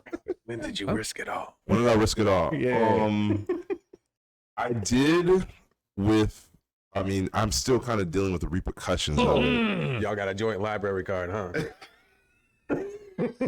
I know that shit's like, you're going to be untangling that for a while.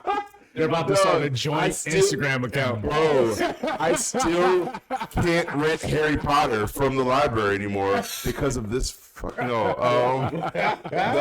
So there was a woman, she came into the bar, this is like years ago, this is like during the pandemic, probably like 2 years ago now. And I don't know if I told this whole situation here. Not up here, no. No, okay, cool. No, because I would recognize it by now. Okay, yeah, so she came in, she came in with a friend. Friend was like, yo, you guys should like exchange numbers and go out. I was like, all right, cool. It took a while for us to actually connect. We went out to a water grill. So we had like a day kind of situation there because I don't have a lot of time. I don't have a lot of time for dating. That's the way I kind of like put it to her. I mean, well, nobody does nowadays. Which is kind of weird that there's still this stigma of acting like you're supposed to have more time or more energy than you have when we're all dealing with shit. We're all juggling multiple people, multiple things, multiple positions, multiple fucking whatever with like life, family, and job. Yeah, and it's just like we're all supposed to act like the moment we meet someone that they're the most important person we've ever met. It's like no, I'm gonna let you tell me how important you are. You gotta work your way but there. You're gonna have to get there in your own time. Yeah. Sorry, I wanted to say that because I hear that so much at the bar. People, and I'm saying from both sides, all sides really. You know, men complain about men, women complain about women, women complain about men, men complain about women. They complaining about them. It just. Everyone's complaining about everybody because we all fucking suck, but we're all doing the best we can, bro. Like, give me a break. I'm trying to figure this shit out. I'm trying to figure out my shit. I'm in the middle of fucking COVID and trying to figure shit out. And so like we're trying to go on a date and all that. And I was like, all right, meet me daytime before I go to work. We'll go to Water Grill. Great time. Cool. That happens. We text, cool date. And then we go on a date to Death & Co. And it was like one of my favorite bars in LA currently. Great bar, lovely cocktails, all that type of stuff. And then we go throughout the date. Okay, so at this point, she's been a kind of a regular at our bar a few times. I've seen her a few times there, which is also will put more pressure on me to make the date happen because it's like, all right, I see. Well, she knows I'm working, so I know you don't have time but she'll come and kick it at the bar. And I'll see her chat with other dudes and all that type of stuff. Like, I don't give a fuck, like, live your best life. Cool. But I also see, girl, you get kind of drunk. Like, you get a little tipsy. But it's a little like a red flag, but I get tipsy too. We all get tipsy. I deal in spirits. Hey, I deal in spirits. That's what I do. I'm colorblind. All my flags are gray. I don't give a fuck. Oh man, you should color some of your flags, sir. Some of your flags should be colored. Like, they are what they are, man. Mary and Joseph. My flags are gray. We'll figure it out. That is the funniest shit I've ever heard in my life. All my flags are gray. All right. Lord. All right. Okay. I'm not gonna touch that. I'm gonna leave that where it's at. I'm gonna leave that where it's at. I mean, gray's a color. It is a color. I still saw it. All of them. Yeah. Holy shit, that's funny. So we decide, okay, this is an actual nighttime date. We go to Death & Co. Whoop de whoop. Yeah, it was great. So Death & Co. has like a Cheesecake Factory like menu of drinks. It's a lot of fucking drinks. Gotcha. That's insane. It's a lot, but it's like it's cool if you really like cocktails and craft cocktails because like they're labeled out by like this is your booze forward, this is your sweet, this is like your sours and all that. So we're kind of going through it. I want to say we're like, go ahead. Quick side note. Yes. Hearing that now because I haven't been to Death & Co. Okay. It's one of those places that's on my list. Like I gotta go. I just haven't made the time. But I remember hearing from one bartender that was talking about like, oh, I'm gonna get a job at Death & Co. And I just remember thinking to myself, no, you ain't, because I've seen your skill level. No. That's Like, facts. There's no way. Facts. Just from what I've heard about this place. Yeah. You can't even get in if you show ID, let alone work there. Yeah. No, it's one of those places where I don't know, like you have to have a passion for mixology and craft cocktail shit and just like I just want to have a palate for like creating like stuff on the fly. Like tell me your name, what your energy is today, and your favorite liquor, and I'm gonna just make some shit for you. Like that's kind of like I don't say like everyone that works there does that, but like I feel like it's one of those places. Like they probably can though, right? Yeah, and they have the skill to do the skill talent level there is insane. Yeah, and like I respect it, and that's I like that because I like craft cocktails, and I kind of have a passion as well for that. But yeah, so we go on a date there, and we're about 3 or 4 rounds in. She starts to get a wine, which is like signaling to me, like, oh, okay, you're tapering out for the night. And mind you, the date was going really well. We start talking about like stuff that was getting personal. Butt stuff. Butt stuff. That's not personal. Oh, it's not personal. No. Oh, that's. We all got some real shit. We all got butts. I found out that the hard way. Ooh, wait, phrasing. So sorry. I'm not. I have no. I was not expecting that, folks. I don't know where to go from here. I feel unsafe. I feel unsafe. I'm just saying, there is a time where I was sleeping with someone for the first time, and they asked me for anal, and then they were like, "No, never mind." Good to go. No, they were like, "No, never mind. Not ready for that yet." I ate a chili dog earlier, so no, not that. They were just. So that's a no-go for tonight. But next time, no, they just hit me with the. I'm not ready to do that with you yet because of size. Copy that. Let me build up to that. Copy that. But then said to me in the same night, like, but I think head is personal, and I was like, wait, so anal is how did less we skip those steps? Apparently it is now. So I have a friend that actually because I don't know if he was Christian. I guess he was kind of Christian, but he thought he was saving. If he was Christian, he was definitely into butt stuff. He thought he was saving his virginity by being into butt stuff. And you just proved my point. And I was just kind of he's into butt stuff. Yeah, and I was kind of like, bro. And he like, it was funny because we joked with him about it. Me and he had a twin brother, and like we was like, bro, you're like fucking 19 years old and you thought you were saving your virginity by doing butt stuff. He's like, yeah, no, like I mean, like I would start making out with her and I would just be like, tap tap, to like, and that was like the indication to kind of turn her over to do butt. And I was like, bro, that's not. Tap, tap. It's so funny how sometimes Christians are so holy, but they don't go for the holy grail. It's right there. It's right. But it is a hole. Lee. Yeah. Go I was doing that earlier. Yeah, I'm sorry. I forgot that we had that there. Well, he's not here. Yeah, I know. I don't have the. He isn't here to ring the goddamn bell. Yeah, I don't have the intuition. He, we miss you. Yeah. We need a bell ringer over here. All right? They was talking mad shit about you, though. Yeah, just to let y'all know, that was a good one right there. Sorry. Love that segue. That was that was opening. Take a drink. You said segue. Oh, segue. We have to take a drink. Oh, copy. Segue is the word. Mm-hmm. Okay, it's like Pee Wee's Playhouse in this bitch. Me and P originally started pedophilia there, but yes. God damn, man. You see how you just you said rewind. Rewind. No, that wasn't pedophilia. He wasn't a pedophile. Oh, he just masturbated in public theaters.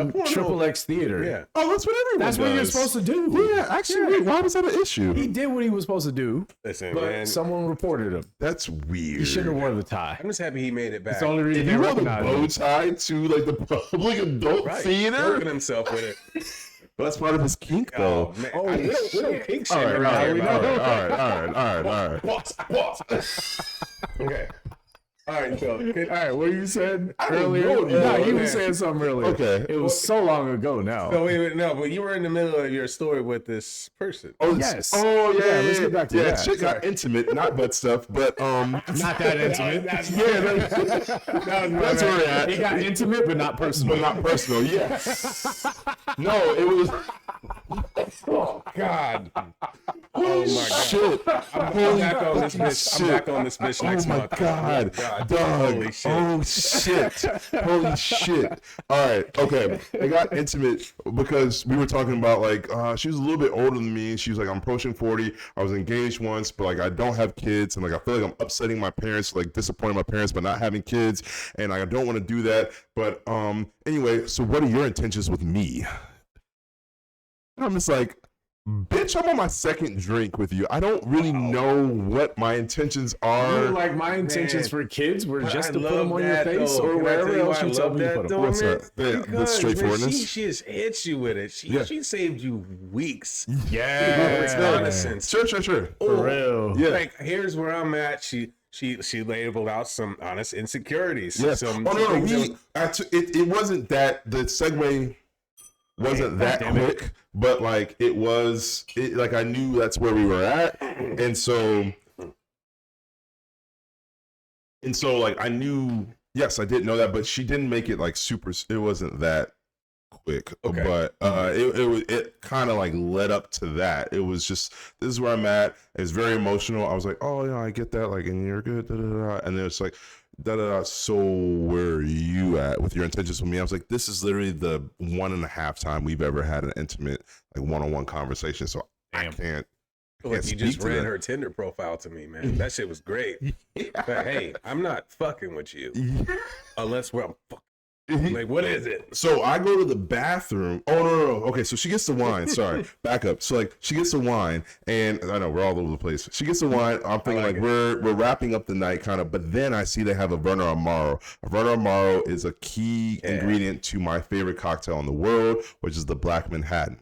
And so I was like, oh shit, you guys have that? Let me get a Black Manhattan. She's like, oh, what's that? I was like, oh, that's the Black Manhattan. It's kind of like a earthy sweetness. It's a little bit better than like a regular Manhattan, whatever. It's like, oh, can I taste that? Yes, here you go. Can I get that? I'm like, here's the thing. I drink a lot. Don't feel like you need to drink. Like, you don't have to do drink for drink with me. You for her? You saying this to her or her to you? Yeah, I guess that's what I'm saying to her, because she tastes the Black Manhattan, or she sees my excitement for the Black Manhattan. Yeah. And she's got She's the like, wine. I want him to look at me like that. Yeah. Yo. So I look at the alcohol. Ooh. He's really into that fucking. Yeah. And so, yeah, and I'm just like, you don't have to try to do drink for drink with me. Enjoy your wine. We could taper off for the night. But then 2 more Black Manhattans in. I go to the bathroom. I come back. She's now in a fight, an argument with the bartender. And I was like, like, what are we doing right now? Like, what's going on? I didn't say it was that black of a Manhattan. I just said, I just said it was a Black Manhattan. Like, shit escalated real fucking quick. Oh, man. And I was just like, yo, you are doing too much right now. And at that point, I was like, she started getting like, this is too much. I was like, you know what? And she like wanted me to go back to her spot. And she was slightly older than me, white lady. And so at that point, you didn't say she was white. White lady. No wonder she wanted a Black Manhattan. Yeah. No wonder she was fighting with management. Oh, man. She's like, I got a black man and a Black Manhattan. Oh my God, dog! Every manager you have's number, I will call them all. I was just like, yo, I'm not going to put myself in a position to even have that question for her in the morning. So I was like, let me get you an Uber. So I had to fight for her phone, for her address, to get her the Uber, to get her home. We're walking. It's a whole fucking thing. And then dog. And then so the Uber I'm like, the Uber's about 2 minutes away. Let's walk you outside. Cool. I walk her out there. She's stumbling the whole fucking way. And then we get there. I'm standing outside. I need to go to the bathroom.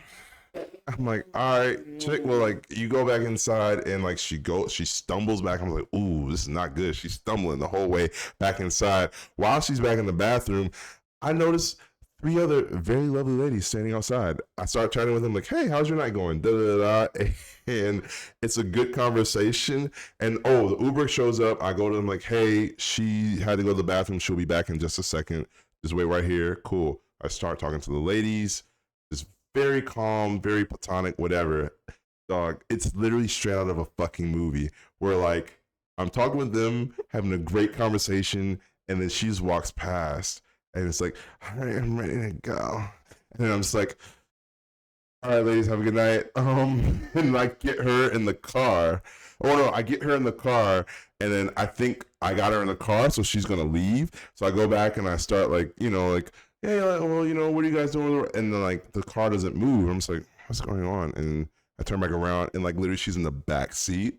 The window rolls down, and I was like, I walk up to her. I was like, what's going on? She's like, why aren't you coming home with me? I was like, girl, you drunk as fuck. Like, we're gonna do a talk, I'm not trying to catch a about case. This voice you're doing right now, though. I was gonna let it slide, but thank you. Yeah, that was the third time. That's just like the thing is like the drunk. I would have been fine without the eye contact. Bro. Yeah. Like you was looking right at me. Yeah, like, it's like, Yo, it's like Jordan Peele whenever he's on the show, he's dressed as the one like, yo, I'm gonna need Megan to calm down. Megan's too good. No, it's the Megan voice. It's literally the Megan voice. Oh, it's man, too that's much. so funny. Two on the nose. I would have ran the Two on the other nose. Way, yes. And so, yeah, so after all of this, Yeah. she starts hitting me up and was like, yo, so she completely ignores that night ever happened. So she doesn't remember. naturally. Probably she doesn't remember. And she's like, all right, cool. Well, so I just ghost her completely. Ghost this woman completely. She's still. So you reverse KKK'd her. You put the sheet on yourself and then disappeared out of her life.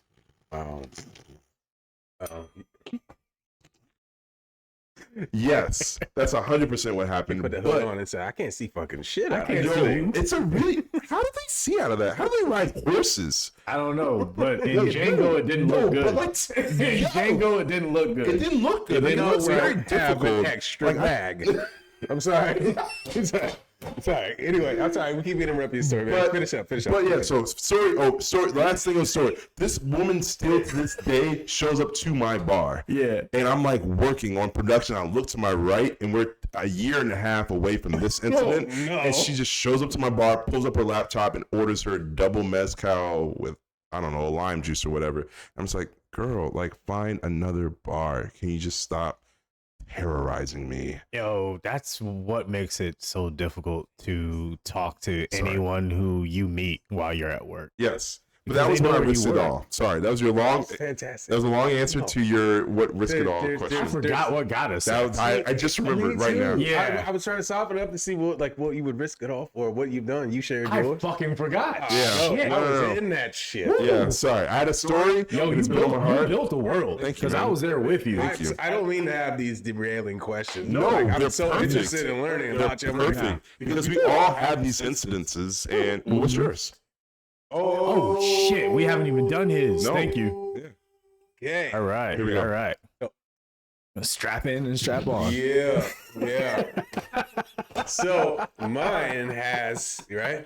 You usually got to pay extra for that. Yeah, I was like strapping and strap on? Wow, that's aggressive, sir. I can finally Jesus. share this. I can share this component of my experience at the last place because most of my full bar attending experience comes from like basically the Love Island of restaurants.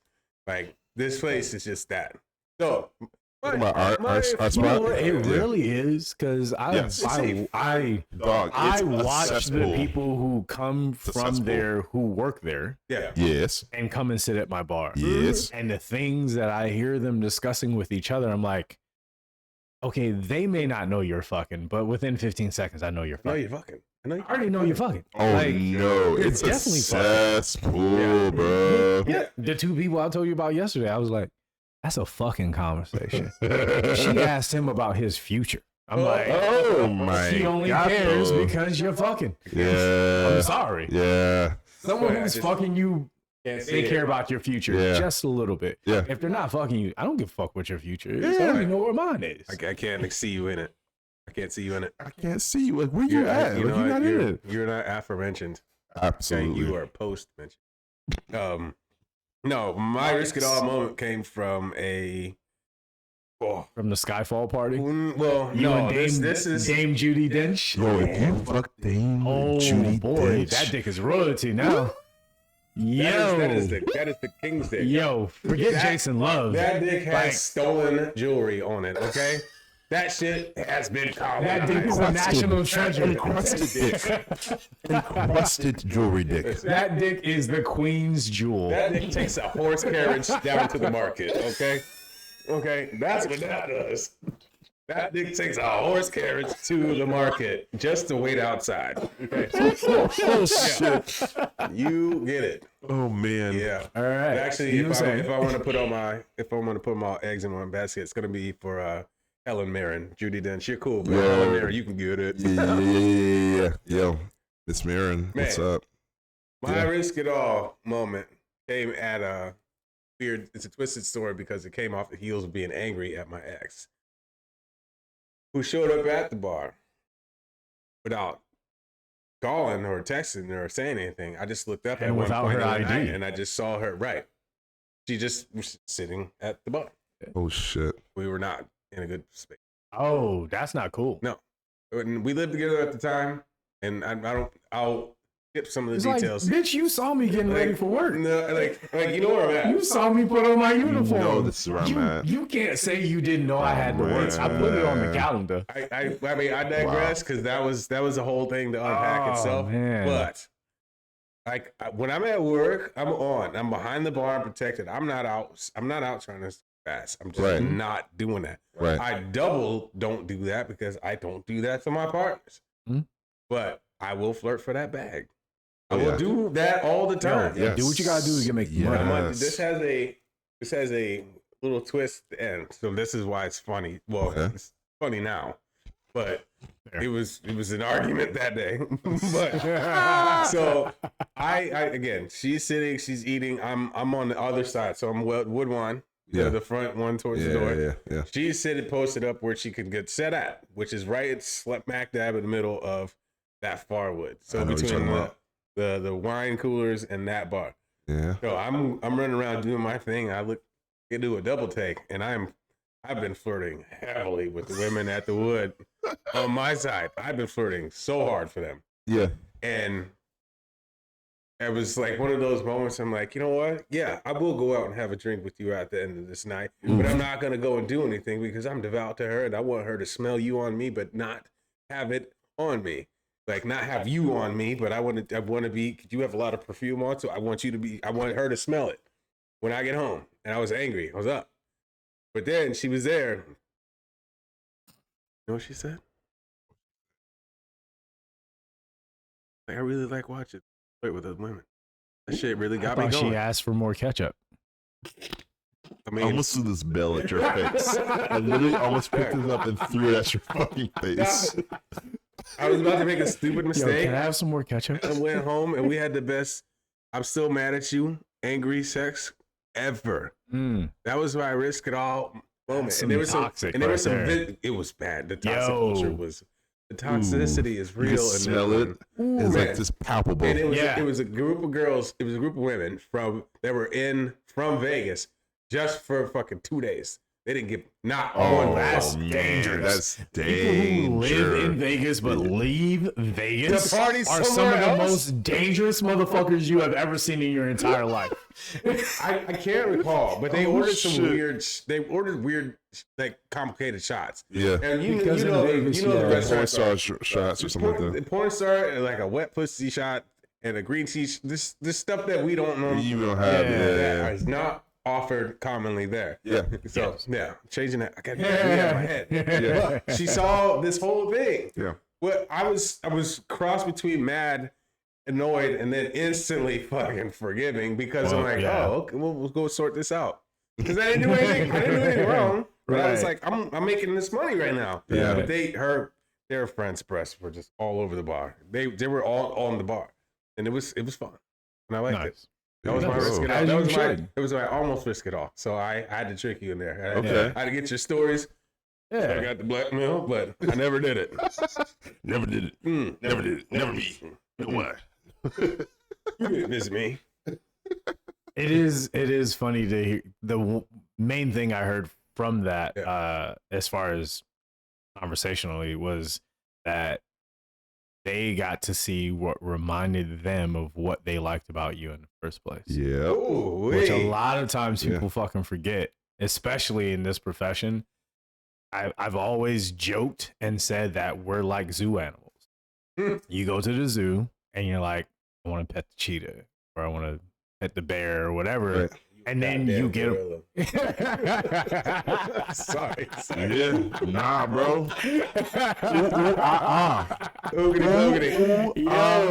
I mean, but it's, to me, what I feel is the closest, I don't know, metaphor, analogy. I never know which one of those words I'm supposed to use. I'm like miscellaneous, which I know when to use it. Yeah. That's a great callback. There you go. But like, you know, people go to the zoo. Thank you. People go to the zoo because they want to see their favorite animal, no matter what it is. Yeah. And then the thing is they're like, oh, if I could have that animal as a pet, I know what I'd do with it. Yeah. And then the moment you get that motherfucker in the house, you realize you don't know how to take care of it. Nah. You get mangled. Yo, and fucking with someone in the service industry is like adopting a pet and you've done no research on it at all. I like this analogy. No, but it's so factual. I would like to correct this just a little bit. Correct. I feel like it's like having fans fucks like pro athletes. Yeah. Like, they know how to make rum and coke, but I know how to make rum and coke better. I do it at the highest level. So like, you're trying to take a race against me, and I'm gonna fucking dust you. Right. Yeah. So like, I love that. They're like, oh, I slept with the bartender last night. Like, I took this woman that paid me tonight. Like, I win. Yeah. Absolutely. I win. Yeah. Absolutely. Yeah. Absolutely. You guys get down in here. I dig it. Yeah. I dig it. This is fun. It seems like with this industry, whether it be male, female, whatever, whether it be bar, server, busser, I've seen bussers fucking clean up. Oh yeah, they're the sneakiest motherfuckers. Yeah. Oh my god, they get to go wherever they want. Ain't nobody got game like a busser has game, because they only have that small amount of time to talk to you. It's when they're picking up your plates. Yeah, like, can I take that plate and give you some dick? You know what? That server's busy. Let me go ahead and get that guy. Let me give you like, cake? Or did you want anything? You want dessert? I see your cake. I mean, would you like some cake? Yeah. Absolutely. Yeah. But people want that because they see it in that moment, and they're just like, I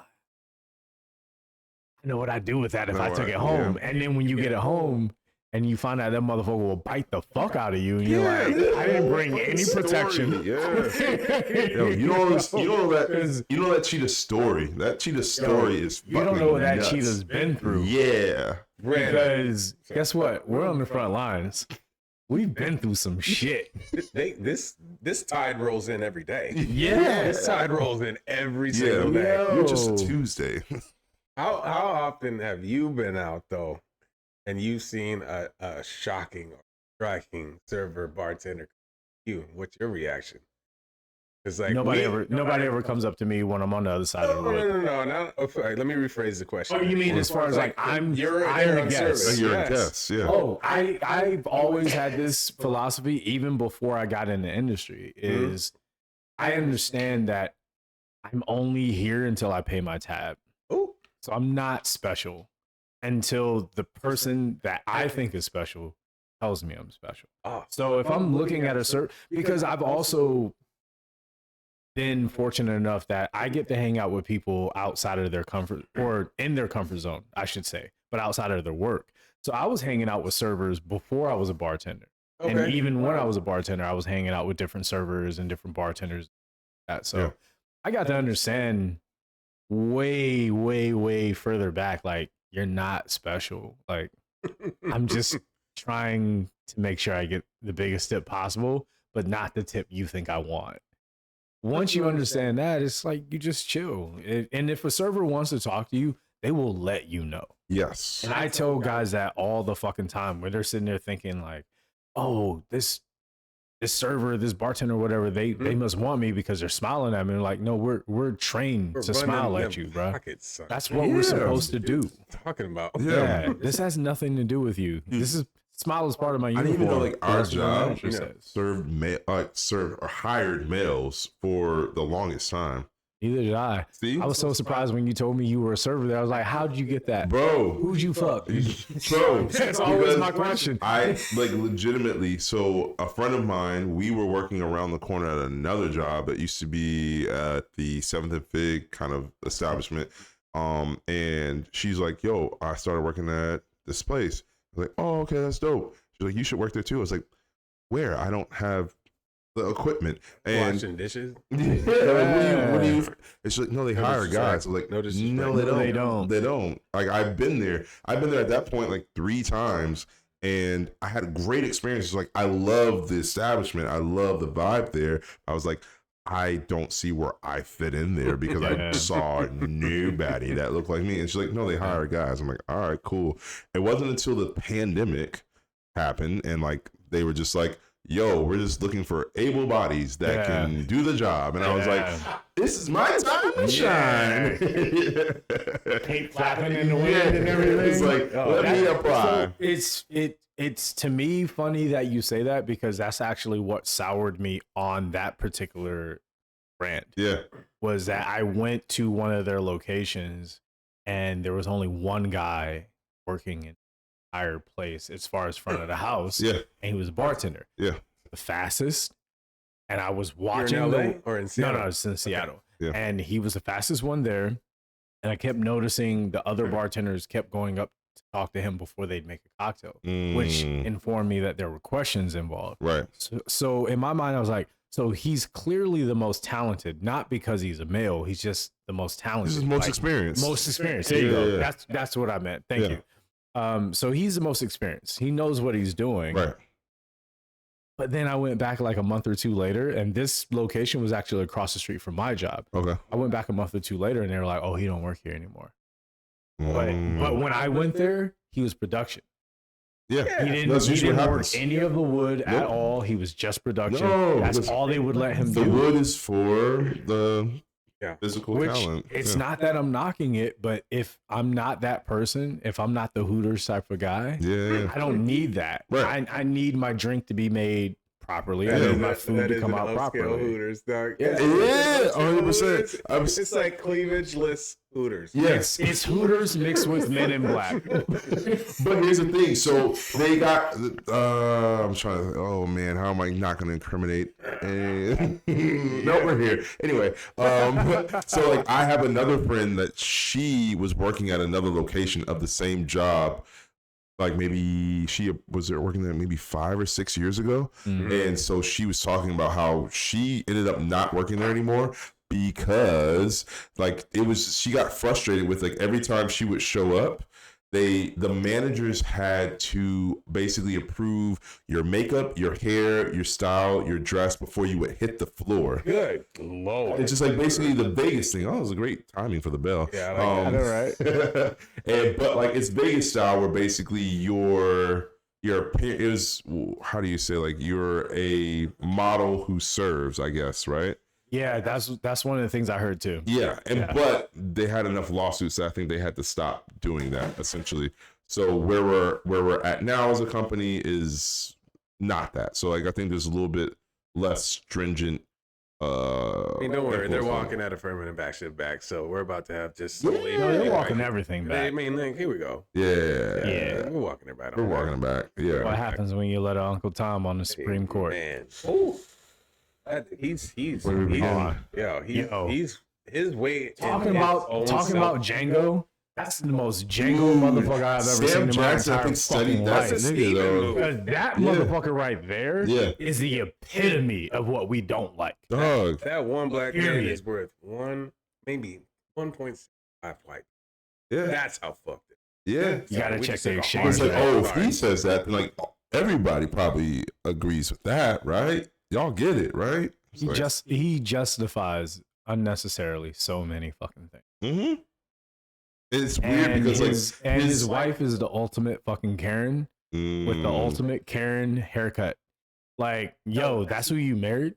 Of course. Bruh? Of course. Really? Well, yeah, of course. He gave up on life way too early. Yeah. I would be way black white. I would be so much more worried if he had a black woman. Oh yeah. I'd be more hurt. He couldn't though. I'd be more hurt. I wouldn't be more worried. I'd be more hurt. I'd be more worried because it's like, what do they have on them? You know, like I'm not hurt because I'm like, you already sold out. Yeah. So you're not for us. So like, I don't know if you can. I didn't mean to turn it there, y'all. No, we're talking about. Gonna get into people it. don't know we're talking about Clarence Thomas, but I don't know. Okay. I figured. Now they do. Yeah. No. Fuck it. We're here. Well, yeah. You know what? One of the things I love about this show is that this is one of the few places I've seen, because I am on YouTube quite a bit. One of the few places I've seen because we stick to the explicit content. We stick to the not made for kids. All the things that everyone else who tries to monetize, we don't lean into that. We lean on to who we are. Yeah. So we're going to say whatever the fuck it is we have to say, and we'll get there when we get there. If I may share this with both of you, one thing that I already take and want to take, hopefully being invited back, is that we'll talk about that later. I want to talk to you about the things that affect your life directly. I know there's things that affect us collectively, but I also want to have these moments where we can break some shit down. Yeah, because this is the type of space that I've been craving for quite. Yeah. Time. Fuck yeah. Well, I will tell you straight up. Even though there's only 2/3 of the original, well, 1/2 of the original, but 2/3. Sorry, I'm sorry. That's my last one. Yeah, sorry. I hope it's not. I hope it's not. So great. Oh my god, that was he so already good. knows. Oh, that was it so takes a lot to make me pause. I was like, that was good. So good. I was like, ooh, that was delicious. Ooh, I can taste that. Delicious. I don't know about history without that was good right there. That was delicious. I was just gonna say, even though it's only 1/2 of the original duo, 2/3 of the new and improved version of this show, everyone's always invited back. Yeah. I also will say, because this is one of the few opportunities that we get to say this while actually a part of an episode. We don't always get to say this, but this show isn't stopping with just the 2, 3, and whoever other people help build it up. Yeah. I don't plan on being in front of the camera forever. Like, you know, the people who really know me, like, I like to joke around and I'm like this and that, but I'm actually a very private person. I do what I have to do to help build this show. But my goal is to give everybody else a voice.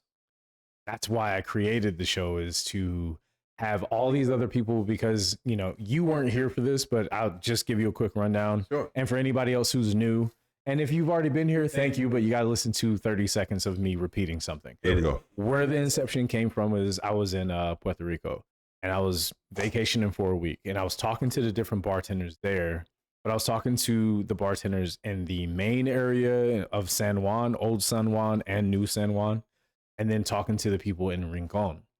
And when talking to the bartenders on those different sides, I got 2 very different stories and got to hear like the different things that they do as bartenders.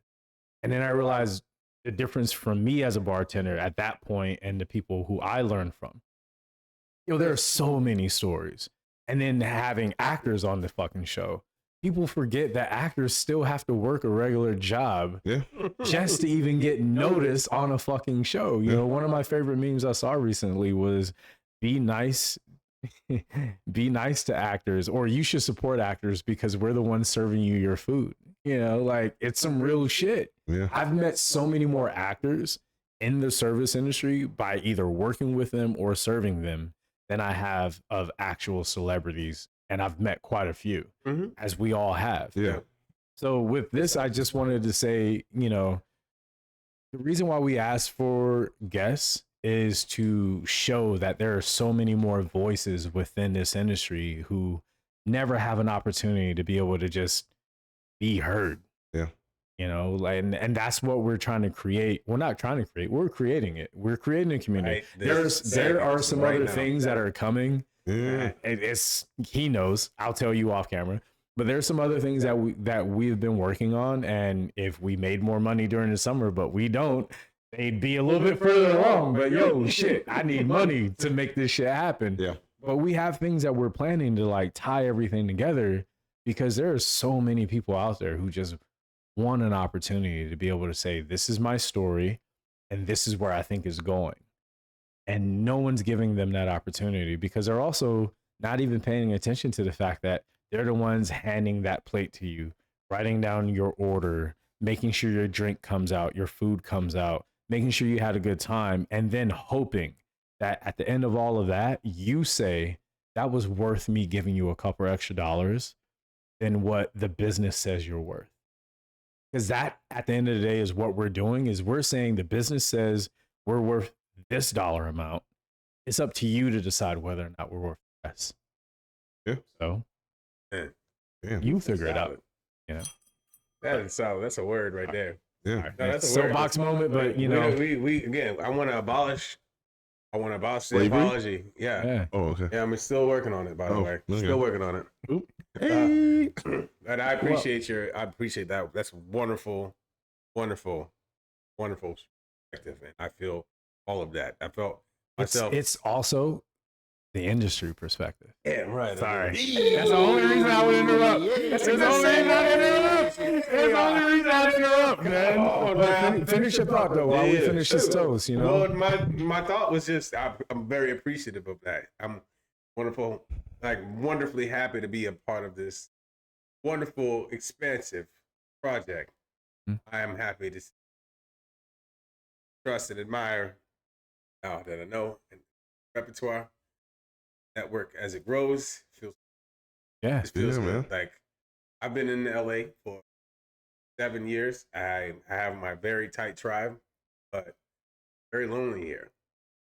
Very lonely here. Yes. I lived in New York for 12 years. Yeah. That's a wonderful city to be alone in, but you don't feel lonely in New York. Mhm. You Yeah. feel lonely here. Yeah. When there's projects to do, there's things to talk about, when there's experiences to be exchanged, Yeah. that shit's hot. That's Fuck yeah. dope. I appreciate you worded it that way, because it's one of the things that I always hear when you come to LA is people are always wanting to know what you're working on. And I think that up until the moment you said that, I had never viewed it in a way of, hey, what are you working on? Because if it's something that I can attach to, I'd love to. Yeah. Because it feels so It's a lonely ride. out here. Yeah. It feels so lonely that you're just like, I just want to be able to contribute to something or be a part of something out here. And like, you know, it's nice to be able to feel that, you know. It's nice to be able to have it, you know what I mean? Want to move the culture along. Exactly. Yeah. Exactly. Boom. And on that, in one of the most inspirational ways that we can leave this podcast, just remember, you know, anal's not personal. It is. I love that our shot glasses are ramekins, by the way. Goddamn right. Hell yeah. I know there was ketchup in them. Peace, y'all. Oh, you need that extra ketchup. Take it easy. That was 3 fucking trips. Fuck.